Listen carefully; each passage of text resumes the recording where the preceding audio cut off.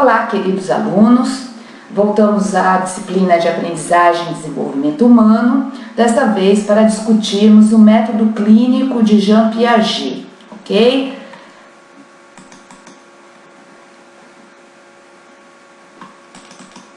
Bom, veremos que entre 1919 e 1921, Jean Piaget trabalhou com Binet. Binet era um autor dos testes de QI, eram testes voltados a demarcar o quociente intelectual, ou seja, o nível de inteligência dos sujeitos.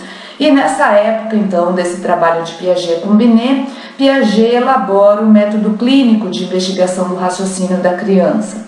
Então, eram provas piagetianas que eram aplicadas no sentido de investigar em que estrutura clínica a criança estava, de que maneira que se desenvolvia o seu raciocínio.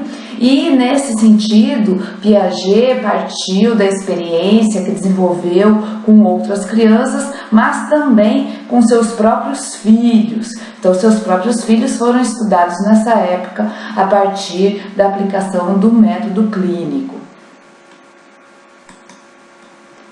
O método clínico consistia no método de conversa livre com a criança, a partir de um tema proposto e dirigido pelo investigador, que acompanhava suas respostas e a partir de então avaliava qual era o nível de sua inteligência, de que maneira que ela lidava com os conteúdos que lhe eram apresentados, se ela já tinha noções, por exemplo, de conservação de número, de quantidade, de volume, entre outras coisas. O investigador, então, intervém para pedir à criança explicações acerca de como chegou a determinada resposta, e ele propõe outras questões a partir daquilo que a criança lhe responde. Então, aqui a gente vê um educador na relação com a criança e também logo abaixo uma foto de alguns objetos, aqui no caso, para avaliar a noção de quantidade em relação aos líquidos. A gente sabe também que são feitas provas com massinha de modelar, por exemplo, na qual a gente apresenta duas bolinhas com a mesma quantidade de massa para a criança, pergunta a ela onde ela acredita haver a mesma quantidade ou não, né? Onde que ela acredita que tem mais quantidade ou não, ou se está igual, a mesma quantidade de massinha. Ela tende, quando as massinhas estão no mesmo formato, a dizer que há a mesma quantidade tanto num lado quanto no outro, porém, quando transformamos uma dessas bolinhas numa cobrinha mais larga, mais comprida, por exemplo, a criança muitas vezes, dependendo do nível de inteligência em que ela esteja, se esteja no pré-operatório ou já no período operatório concreto ou formal, ela vai diferenciar o nível da sua resposta. Tá? Então, se ela está no pré-operatório, muitas vezes ela se deixa levar por apenas o fato visual ali, em que ela percebe a cobrinha mais comprida, então ela vai pelo comprimento dizer que onde está mais comprido é maior do que onde a bolinha está ainda no formato redondo. Uma criança mais velha, como a gente vai ver num caso que apresentaremos adiante, vai ter a condição de avaliar mais variáveis dentro desse processo e dirá que, como você não tirou nem acrescentou mais massinha aquela quantidade que está ali na mesa, não mudou a quantidade, simplesmente o formato da bolinha foi transformado em minhoca e, nesse sentido, a quantidade se mantém a mesma, certo?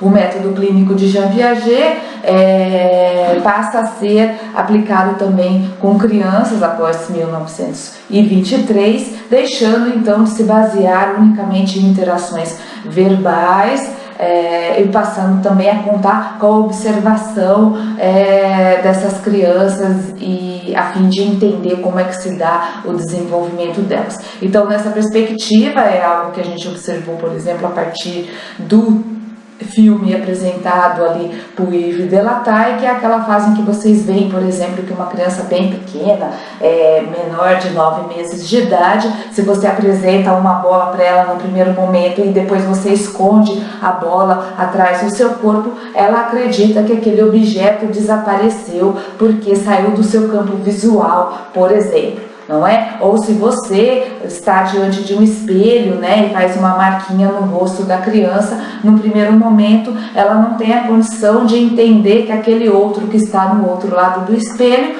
é ela mesma, né? Até que quando ela chega ali por volta de 1 ano, ela vai se dando conta de que é ela mesma que está ali, porque ela percebe que foi feito um desenho no seu rosto, então ela pode colocar a mão no rosto e se perceber dentro do espelho. Então ela já vai tendo essas noções de causalidade, essas noções de objeto, de tempo, de espaço, e isso também vai sendo avaliado então a partir desse método clínico com crianças menores e não apenas com crianças maiores que já são capazes de interagir com o adulto e de conversar com o adulto. A partir de agora, então, nós acompanharemos um vídeo que apresenta pra gente uma dessas experiências feitas com o garoto Gabriel, ok?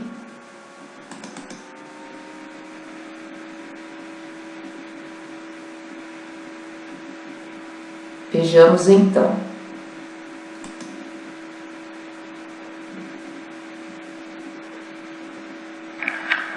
Oi, Gabriel. Oi. Quantos anos você tem, Gabriel?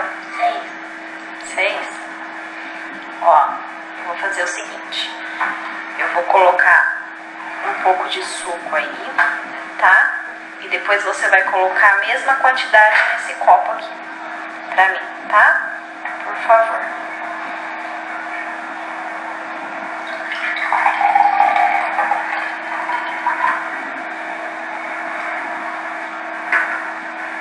Coloca a mesma quantidade que tem aqui, nesse aqui.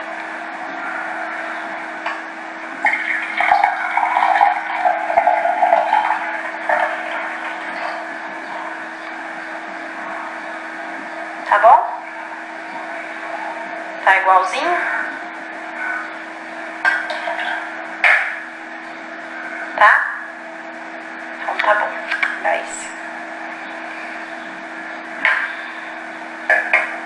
Agora, eu quero, por favor, que você coloque esse que você colocou aqui, neste copo aqui. Tudo.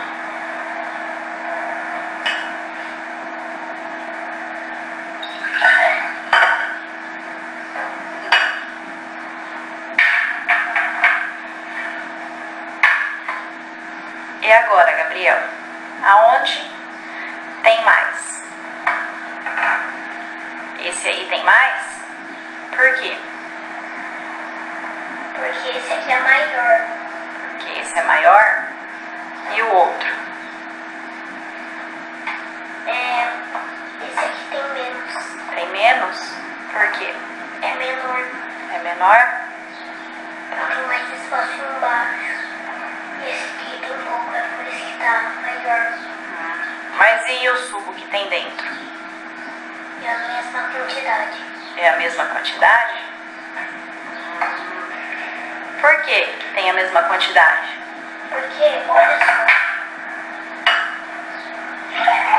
Esse aqui, ó, tem a mesma quantidade, né? Então, E quando você passa para esse copo aqui? aí ainda tem a mesma quantidade. Por quê? Porque fica bastante embaixo aí, não cabe mais espaço aí, vai ter que ir pra cima, entendeu? Mesmo que tá assim para cima? É a mesma quantidade. Entendi. E se pegar daqui e passar aqui?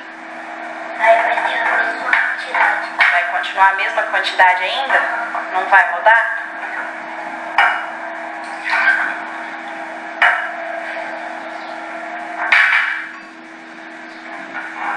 Mas tá mais pra cima.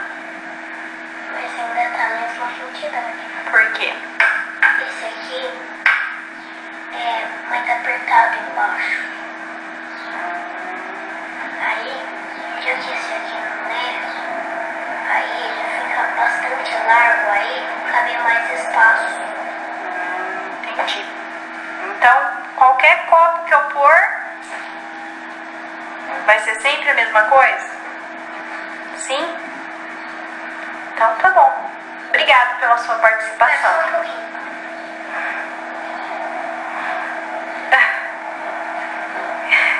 Tchau.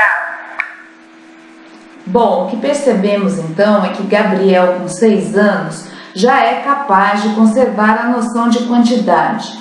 Ele consegue estabelecer relações com mais de uma variável, ou seja, ele não se deixa enganar apenas pelo dado perceptual, pela altura do copo, mas ele se atém ao volume.